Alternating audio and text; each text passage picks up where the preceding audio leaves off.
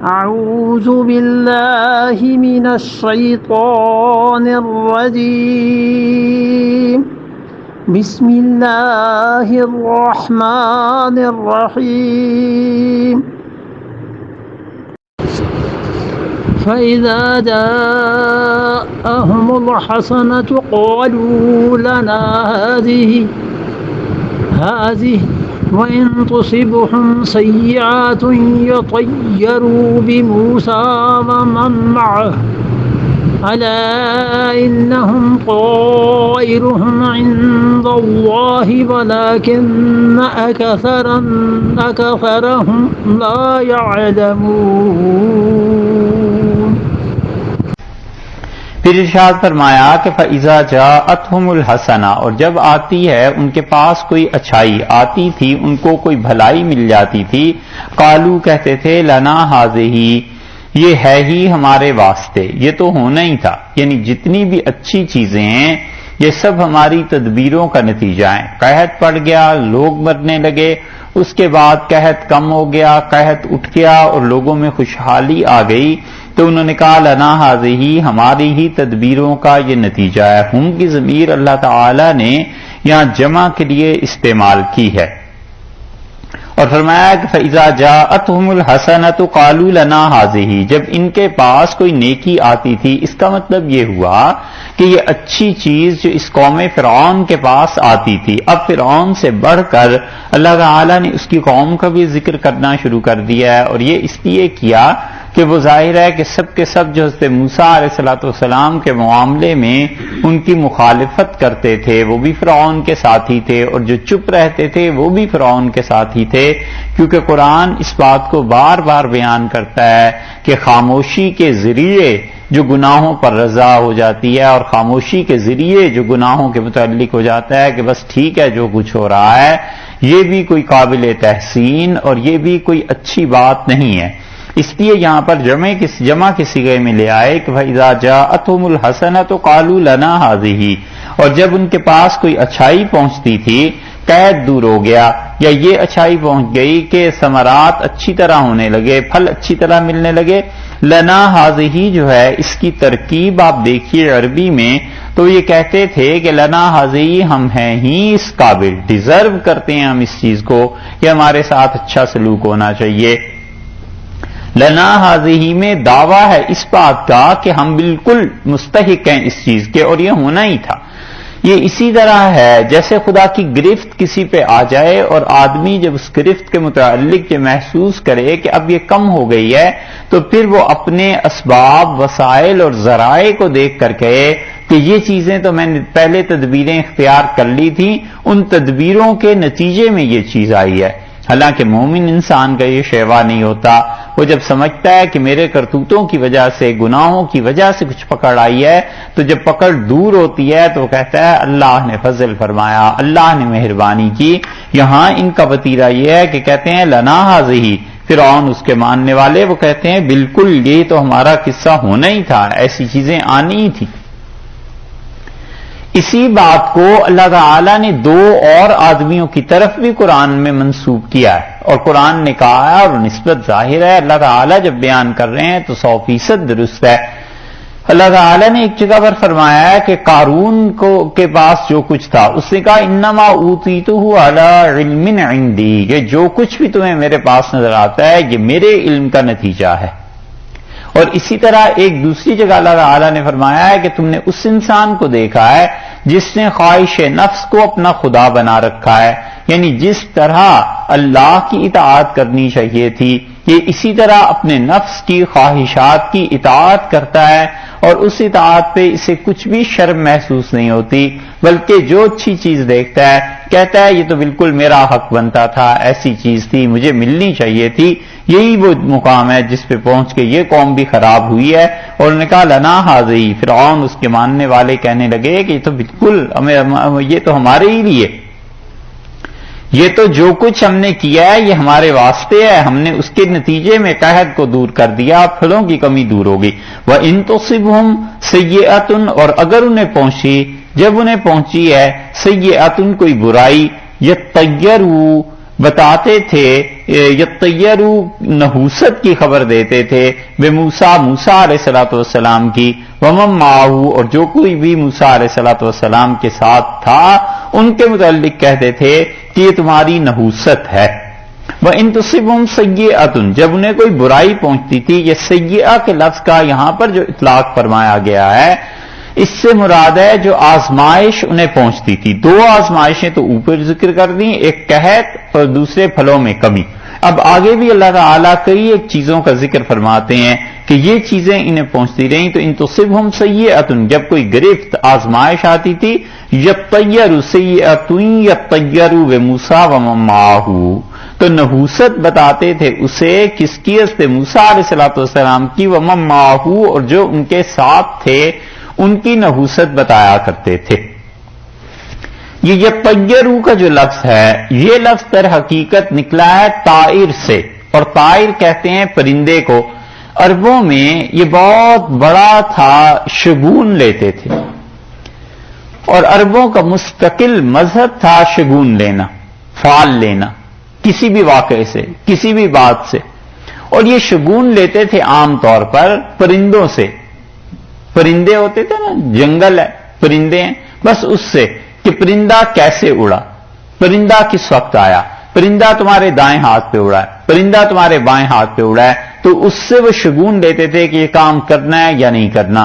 دائیں طرف کو پرندہ اڑا ہے اس کا مطلب ہے یہ کام بہت اچھا ہو جائے گا، بائیں طرف کو اڑا ہے نہیں ہوگا، دائیں طرف آ کے کوئی پرندہ تمہارے بیٹھ گیا ہے تو یہ پرندے اس طرح ہوتے ہوتے یہ چیز اتنی بڑی ہے کہ طیر اور طائر اور پرندے کا اڑنا یہ شگون کے معنی میں آ گیا کہ یطیروا بموسیٰ کہتے تھے یہ نحوست ہے حضرت موسیٰ علیہ الصلوۃ والسلام کی علیہ باللہ، ومن معہ اور جو ان کے ساتھ ہیں ان کی استغفر اللہ۔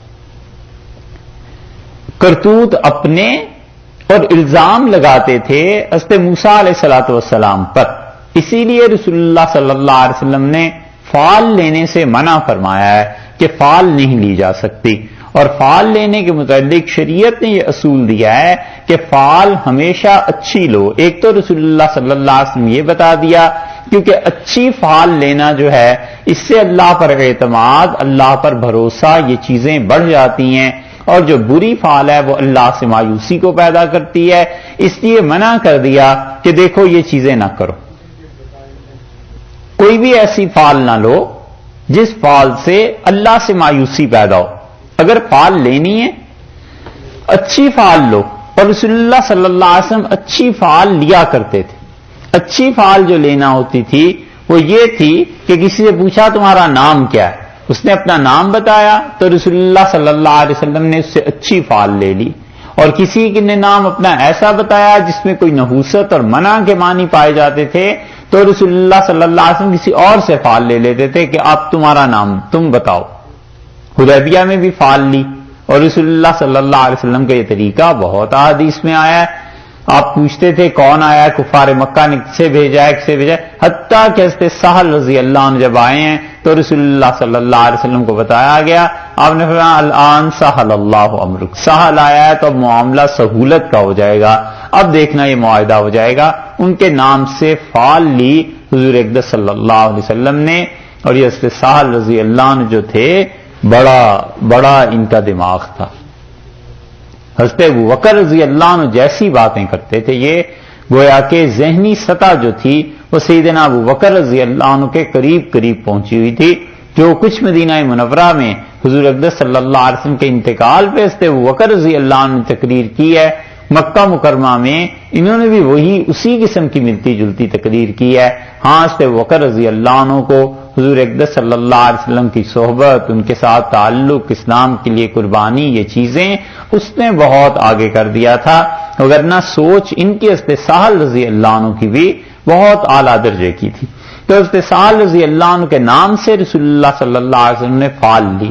اسی طرح فال میں بہت سی چیزیں اور بھی آ جاتی ہیں جو شریعت بتاتی ہے، جن سے منع کرتی ہے، ان میں ایک پرندوں کا بھی ہے کہ پرندوں سے کوئی فال نہ لی جائے، پرندوں کے آنے کو، اڑنے کو منحوس اور اسی طرح یہ چیزیں سمجھنا منع کر دیا ہے۔ اب مشہور ہے یہ کہ بلی کسی کا راستہ کاٹ جائے،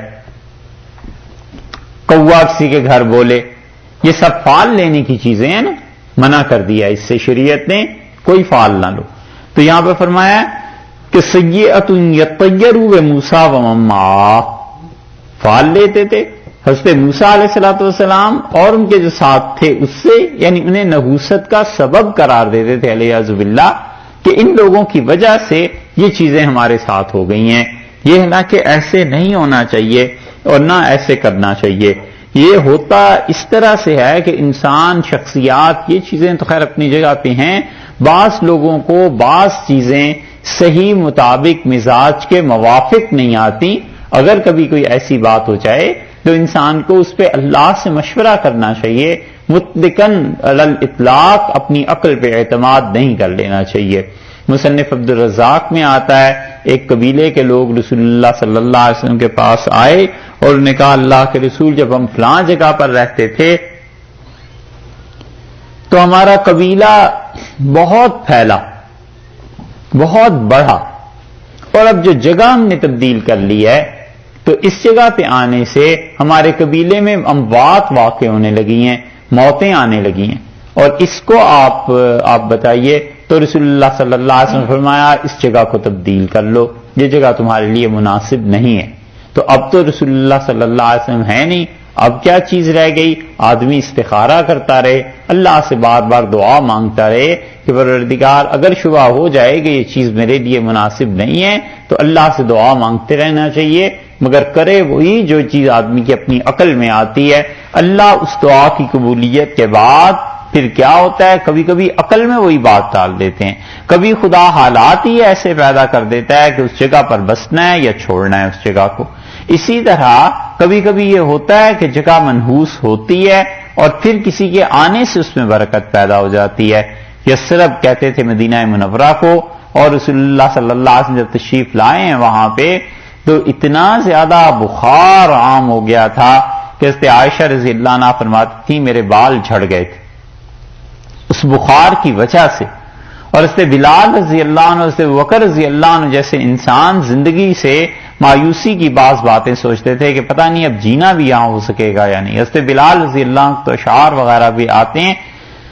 یہ سب چیزیں تھیں. اور پھر رسول اللہ صلی اللہ علیہ وسلم نے ایک دن فرمایا کہ میں نے آج رات خواب میں دیکھا کہ ایک عورت ہے اور اس کے بال بکھرے ہوئے ہیں اور وہ مدینہ منورہ سے باہر ایک جگہ کا فرمایا وہاں جا کر بیٹھ گئی ہے. صحابہ رضی اللہ عنہ نے پوچھا کہ اللہ کے رسول اس کی کیا تعبیر ہے؟ تو حضرت صلی اللہ علیہ وسلم نے فرمایا اس کا مطلب یہ ہے کہ یہ بخار اور یہ بیماریاں اور یہ جو یہاں پر نحوست تھی اس شہر میں، یہ اس شہر کو چھوڑ کر چلی گئی ہے. اور پھر رسول اللہ صلی اللہ علیہ وسلم نے فرمایا اس کے بعد ایک اور روایت میں آتا ہے آپ نے کہا میرے شہر کو یثرب نہ کہو. یثرب کا مطلب وبا کی جگہ. اور ایک جگہ آیا آپ نے فرمایا تم میں سے جس نے اسے اس شہر کو یثرب کہا وبا کی جگہ، اسے چاہیے 10 مرتبہ مدینہ کے. یعنی یہ اس پر گویا ایک طرح کی ہلکی سی سزا مقرر کی کہ اس شہر کو جسے اللہ نے پاک کر دیا ہے اب یہ کیوں کہا جائے. اسی طرح بسا اوقات خواب ہے اس سے یہ بات آ جاتی ہے سامنے، اللہ کی طرف سے بعض بندوں کو ہوتی ہے خواب سے مناسبت. یہ ضروری نہیں ہے کہ وہ خدا کے کوئی نیک بندے ہوں، طبیعتوں کی بات ہے بس. حتیٰ کہ کافر کو کبھی کبھی سچے خواب آتے ہیں تو خواب میں اسی چیز دکھا دی جاتی ہے کہ کیا چیز ہے، کیا کرنا ہے. حضرت عائشہ رضی اللہ عنہا جب گئی تھی حضرت علی رضی اللہ عنہ کے مقابلے میں، تو حضرت عائشہ رضی اللہ عنہا نے ایک دن اٹھی صبح تو فرمایا سفر میں کہ آج رات میں نے خواب دیکھا ہے عجیب. لوگوں نے کہا ام المومنین رضی اللہ عنہا سے کہ کیا دیکھا ہے؟ آپ نے فرمایا میں نے دیکھا ہے میں ایک جگہ کھڑی ہوں اور میرے ارد گرد گائے ذبح کی جا رہی ہیں، بہت سی گائے ہیں اور ایسی خوبصورت گائے ہیں اور انہیں ذبح کیا جا رہا ہے. یہ تعبیر دینے والوں نے دی. انہوں نے کہا اس کا مطلب ہے ام المومنین رضی اللہ عنہا کے گرد بہت بڑے بڑے شخص، بہت بڑے بڑے لوگ شہید ہو جائیں گے. اور وہ حضرت علی رضی اللہ عنہ کے ساتھ جو ان کا مقابلہ ہوا ہے اس میں یہ صورتحال پیش آئی تھی. یہ چیزیں آدمی کو بہت سی بتاتی ہیں کہ غیب کی خبر یعنی غیب میں کیا ہونے والا ہے. الہام ہوتا ہے، اللہ کی طرف سے کوئی فرشتہ آتا ہے اس سے بات کر کے چلا جاتا ہے، اسے نہیں پتا چلتا فرشتے نے کیا کہا. بعض اوقات فرشتہ نظر بھی آتا ہے اور بعض اوقات نہیں بھی نظر آتا. یک بیک اس کے جی میں بات آ جاتی ہے کہ یوں کرنا ہے. تباہی کے فرشتے جب آتے ہیں وہ بھی یہی کرتے ہیں. شیطان آتا ہے وہ بات کر کے اس کو چلا جاتا ہے، اسے پتہ ہی نہیں چلتا. الہام سے بھی کم درجے میں سب سے اچھا تو چیز تو جو ہے وہ خواب ہے، کیونکہ اس کی ضمانت حدیث میں آئی ہے. رسول اللہ صلی اللہ علیہ وسلم نے بتلایا ہے کہ خواب جو ہے یہ نبوت کا 46واں حصہ ہے. آنظر صلی اللہ علیہ وسلم نے یہ بتایا ہے کہ نبوت کا 46واں حصہ ہے خواب. سب سے بہتر چیز تو وہ ہے. اس کے بعد ہے الہام، پھر ہے کشف، اور پھر اس کے بعد دیگر علامات ہیں جو آدمی پر ظاہر ہوتی ہیں، اور کبھی کبھی اسے آئندہ آنے والے حالات سے آگاہی ہو جاتی ہے یہ چیز ہونے والی ہے. خواب کی بھی ایک قسمیں آگے ایسے بھی ہوتا ہے، خواب میں بتا دیا جاتا ہے کہ یہ ہونے والا ہے، یعنی اب اس سے بچو، اپنے آپ کو ٹھیک کرو، یہ کہ شکر کہ اللہ کا کرو، اب یہ حالات ہونے والے. کبھی کبھی ایسے ہوتا ہے کہ بتا دیا جاتا ہے کہ یہ تو ہو کر ہی رہے گا، کوئی تمہارے پاس چوائس نہیں، اب یہ ہو کر ہی رہے گا، تمہیں اس پہ صبر کرنا ہے. یہ چیز بھی ہو جاتی ہے.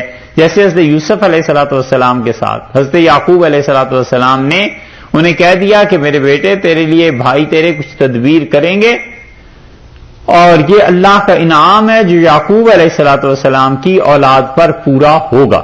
یہ سب چیزیں ایسے ہی ہیں. اسی لیے رسول اللہ صلی اللہ علیہ وسلم فجر جب پڑھاتے تھے، حدیث میں کئی جگہ آیا ہے کہ آپ فرماتے تھے تم میں سے کسی نے خواب دیکھا ہو تو اپنا خواب مجھ سے بیان کرے، اور صحابہ کرام رضی اللہ عنہ بیان کرتے بھی تھے. اور رسول اللہ صلی اللہ علیہ وسلم کبھی خود تعبیر دیتے تھے، کبھی حضرت ابوبکر رضی اللہ عنہ کو فرماتے تھے تم تعبیر دے دو، اور حضرت ابوبکر رضی اللہ عنہ نے ایک مرتبہ تعبیر دی، اور رسول اللہ صلی اللہ علیہ وسلم نے اس تعبیر میں فرمایا کہ یہ تعبیر ایسے نہیں بلکہ ایسے، اس میں کچھ ترمیم فرما دی. یہ سب چیزیں ثابت ہیں. تو یہ جو غیب کی چیزیں ہیں اس کے یہ ترتیب شریعت نے ایک سکھائی ہے. یہاں پر انہوں نے کہا کہ یہ دیکھو یطیروا بموسیٰ ومن معہ، حضرت موسیٰ علیہ الصلوۃ والسلام کے جو ساتھی ہیں نا ان کی اور سیدنا موسیٰ علیہ الصلوۃ والسلام کی وجہ سے یہ حالات آ گئے ہیں. الا خبردار، یاد رکھو، سنو، طائرہم، ان کے طائر، ان کی نحوست عند اللہ، اللہ کے پاس سے آئی تھی. موسیٰ علیہ الصلوۃ والسلام میں کوئی نحوست کی چیز نہیں تھی، ان کے ساتھ جو لوگ تھے کچھ بھی نہیں. منحوس تو ان کے اعمال تھے جنہوں نے اللہ کے عذاب کو نازل کیا ہے. طائرہم عند اللہ، اللہ کے پاس ہے، اللہ کی طرف سے ہے، یعنی اللہ کی تقدیر سے بھلائی بھی ہوتی ہے اور برائی کا اثر بھی ہوتا ہے. اور یہ نہیں فرمایا کہ یہ جو نحوست ہے کفر کی وجہ سے، کیونکہ کافر دنیا میں بھی عیش کرتے ہیں. اصل حقیقت اللہ تعالی نے بیان کر دی کہ دنیا کے حالات جو ہیں وہ تقدیر پر موقوف ہیں. اسی لیے ہم اپنی عقیدے میں اقرار کرتے ہیں نا کہ والشر والخیر، اور شر اور خیر قدر ہی من اللہ تعالی، اللہ کی طرف سے مقدر ہے، اللہ تعالی کی طرف سے آتا ہے. تو یہاں پر اللہ نے فرمایا کہ ان سے کہیے نہ، فرمایا الا، یاد رکھو، انما طائرہم عند اللہ، یہ جس نحوست کا ڈھنڈورا پیٹتے تھے یہ اللہ کی جانب سے، ولکن اکثرہم لا یعلمون، پر اکثر لوگ اس بات کو نہیں جانتے. اکثر لوگ خدا کی تقدیر پر ایمان نہیں لاتے. اس لیے آدمی کو اللہ کی تقدیر پر ایمان لانا چاہیے، اللہ کی تقدیر کو ماننا چاہیے. وقالو